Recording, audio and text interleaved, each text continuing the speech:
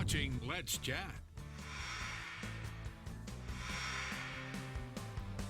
A common question and a common concern right now is our finances during this scary time. And what do we do to protect ourselves? How do we move forward with investments? Here to give us some information and answer those questions, hopefully make us feel a little bit better. You bet. Morgan, Hill & Hill Financial, thanks for joining us. Hey, morning, Jess. All right, I'm going to let you go. Tell us about what's happening right now. Yeah, boy, who thought 30 days ago Right. that this would happen? First, as I've been doing online videos, and we're actually starting to do some webinars, perspective, I think, is important. And again, I'm not a doctor. I don't play one on television. I'm not here to try to get in the middle of any debate. Right. But It is what it is. It is what it is. But just to share a perspective, and I think there might be a slide that might pop up. But if we look at the last 20 years, what we're going through now is not unusual. The last pandemic that I recall was actually April of 2009 when the World Health Organization declared the swine flu a pandemic. Right.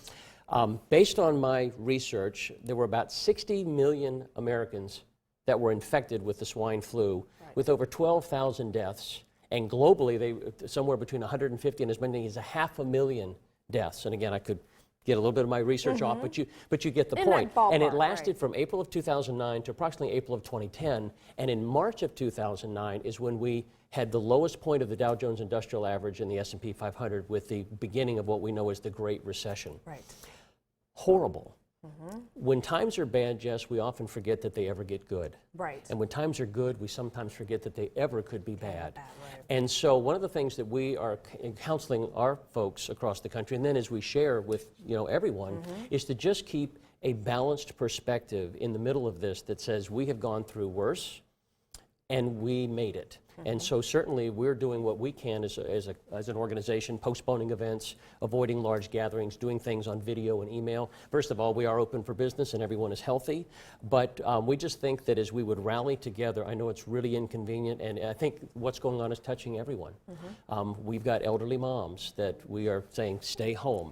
I've got dear ministry partner friends that are diabetic that we're kind of saying, stay where you are because they're more susceptible, and I think people listening, we all want to do what we can to make sure that we minimize this, and I think the steps that are being taken will hopefully keep the numbers from April 2009 and 10. We won't come anywhere close to that. But I do think as it relates to the market, perspective is key, and just so we know, basically 11 years ago, we're still triple with the decline that we've seen. We're still triple what that number was, and I think that's a good thing. Not trying to be Pollyannish, but just trying to be realistic and it has balanced. been worse, and look where we are today. Correct. Absolutely. And we move through, and that's a good thing.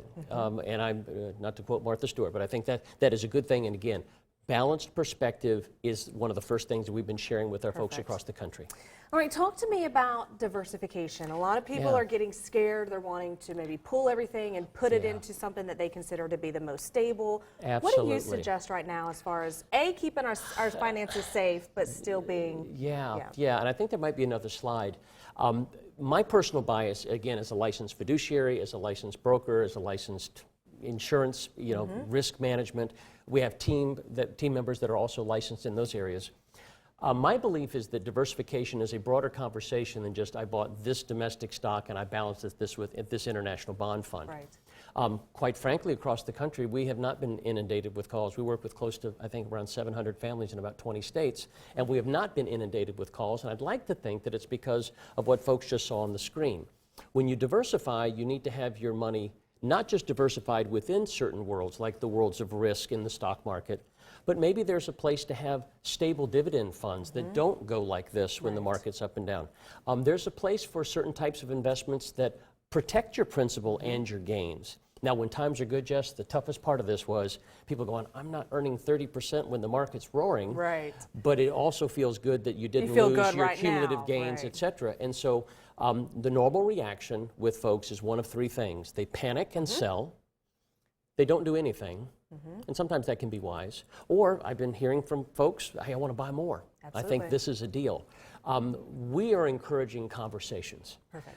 And you're going to get a number. Folks can call in. They can get a copy of the book to sit down and evaluate the situation, because sometimes staying pat and not making any rash decisions is a great idea. Absolutely. There are some times where people are getting closer to retirement that there could be some decisions that are good to make, that you do want to make, rather than saying, I don't want to do anything right now. Right. So we try to avoid that panic and fear and just look at it objectively and make decisions that are in the best interest of the folks. So proper diversification is a little bit broader, and keeping a good perspective, we think, will be a good way to get through this. And that looks different for everyone, and that's why it's so important to Absolutely. give you and your team a call. Morgan, we can give you a call. Happy to have a talk through our conversation. current situation, and you can help us decide which route is best. I know we're going to talk to you again here in just a little bit later in the coming weeks as we continue through this crazy time.